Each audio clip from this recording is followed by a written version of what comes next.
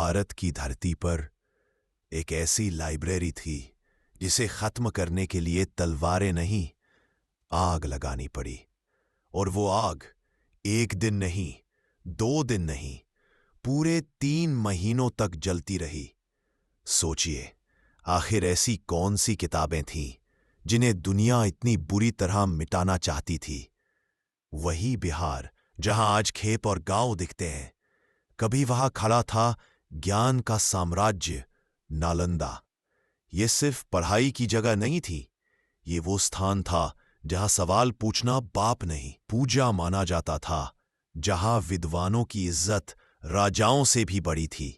दुनिया के अलग अलग कोनों से लोग आते थे, चीन, जापान, तिब्बत, कोरिया, हजारों मील का सफर, सिर्फ इसलिए क्योंकि नालंदा में पढ़ाई नहीं होती थी, सोच पैदा होती थी।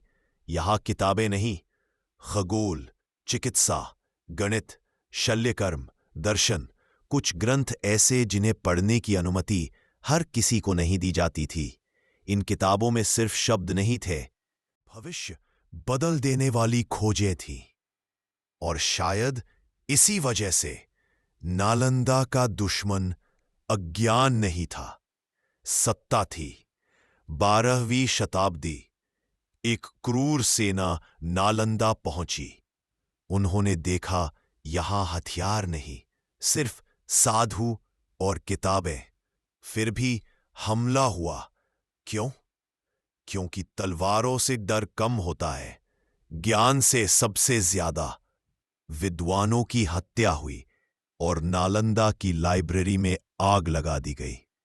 आग सिर्फ इमारत जलाने के लिए नहीं, इतिहास मिटाने के लिए थी। लेकिन कुछ अजीब हुआ। इतनी विशाल, इतनी गहरी, इतनी सदियों से सुरक्षित किताबें तुरंत नहीं जली। वो धीरे धीरे सुलगती रहीं और नालंदा की लाइब्रेरी पूरे 3 महीने तक जलती रही, जैसे ज्ञान खुद को मिटाने से इनकार कर रहा हो।